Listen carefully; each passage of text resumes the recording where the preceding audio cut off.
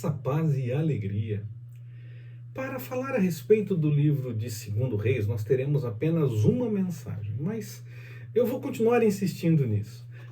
Quando nós falamos de 1 e 2 Reis, nós falamos originalmente de uma obra só, de um texto só que, com o passar dos anos, foi dividida em duas obras, como nós temos na nossa Bíblia. Então, muitas informações técnicas dos dois livros são as mesmas informações. Então, muita coisa que eu falei na primeira parte da mensagem a respeito de 1 Reis também se aplica a 2 Reis.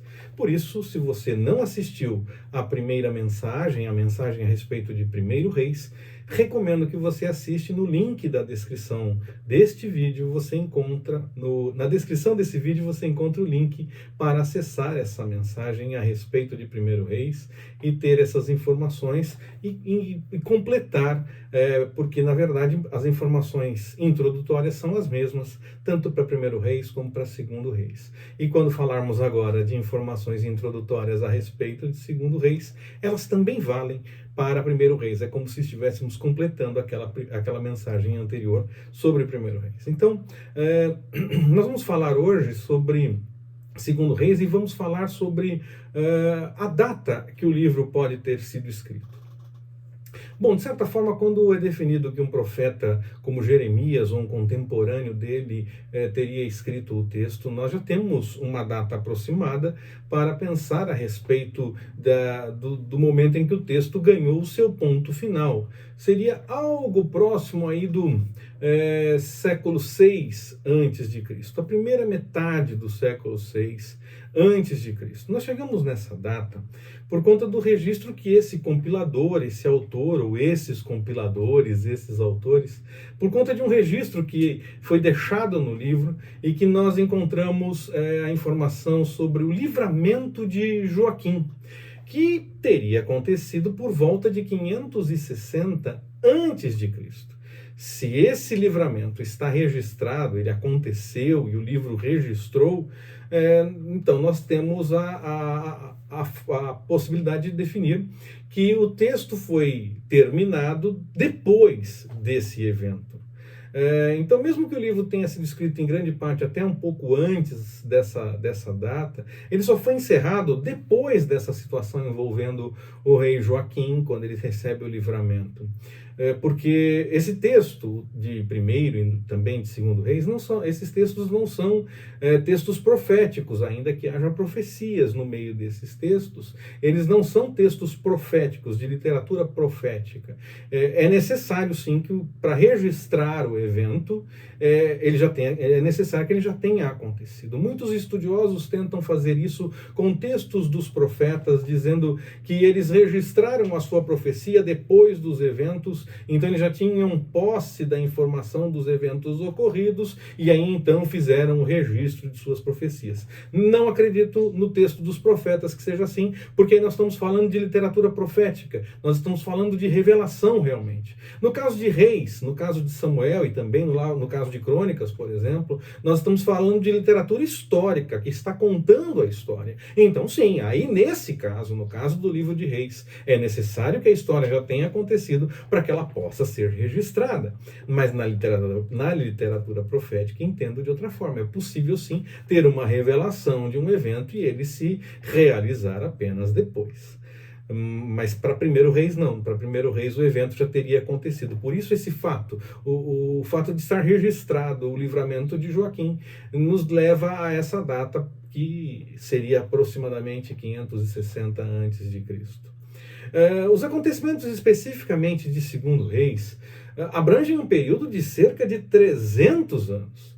Recorda as turbulentas experiências do povo de Deus desde o reinado de Acasias, o 9º rei em Israel, que aconteceu por volta de 853 a.C., e inclui nesse texto a queda de Israel, a queda de Samaria para a Síria por volta de 722 a.C. Se fala de exílio, mas não é um exílio realmente como acontece depois com Judá, quando a Babilônia invade Judá e leva realmente para o exílio. No caso da Assíria foi um pouco diferente, houve uma enculturação, uma mistura de povos, não foi levado para outro lugar necessariamente, foi um pouco diferente.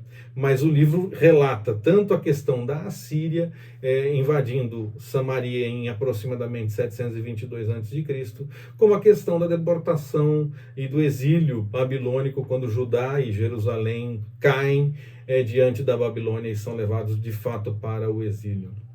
No final do livro, nós vemos a libertação do rei Joaquim, que aconteceu, como eu falei, por volta do ano 560 a.C., ainda com o exílio em andamento, mas aí o rei teve uma posição diferenciada, e este fato é que nos ajuda a aproximar da data em que o livro foi terminado. Pode até ter terminado um tempo depois, mas só depois dessa data é que o texto realmente ficou pronto. Possivelmente não muito tempo depois disso, acredita-se que não muito tempo depois disso, mas só depois desse evento é que a história terminou. Esse foi um período histórico muito difícil na história do povo de Deus, tanto de Judá como de Israel. Com grandes mudanças, com muitas rebeliões, novas guerras, eles viveram um tempo de certa calma, quando ainda havia Salomão, mas agora o tempo de guerra estava novamente posto, havia atos de rebeldia dentro da própria nação, mais uma vez muita luta interna entre os dois povos, interna dentro do próprio reino, e havia mudanças de dinastia em um dos reinos. E no caso de Judá não, manteve-se a linhagem de Davi, mas no caso de Israel havia sempre rebeliões internas dentro do próprio reino, de um reino contra o outro, há também alianças dos dois reinos, e há também muita pressão externa, muita luta externa, tanto que desemboca em Israel a questão da invasão da Síria e em Judá o exílio babilônico alguns anos depois. Então, o resultado dessas pressões todas, dessas situações todas, foi realmente tenebroso para o povo. Foi um colapso dos dois reinos e o consequente cativeiro, no caso de Israel, de uma forma um pouco diferente com relação à Síria, e Judá teve que enfrentar, sim, o exílio babilônico, ir para a Babilônia, foram muitos levados para a Babilônia deportados. Nós aprendemos com essa história que é importante conhecermos e seguirmos a vontade do Senhor. Dessa forma, nós contamos com o seu cuidado mesmo no meio das maiores dificuldades. Quando o povo ainda buscava alguma coisa do Senhor, o Senhor dava algum alento no meio de tudo aquilo. O Senhor muitas vezes mostrava no meio das batalhas que Ele era poderoso para trazer o livramento, e o povo muitas vezes atendia por um instante e acabava deixando de lado, como aconteceu no tempo ainda de Juízes.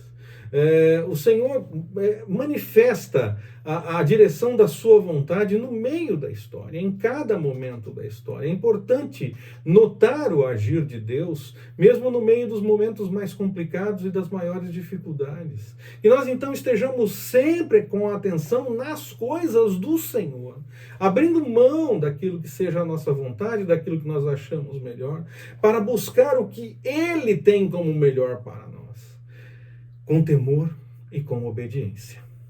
Que o Senhor nos abençoe. Forte abraço, até mais, permitindo o Senhor.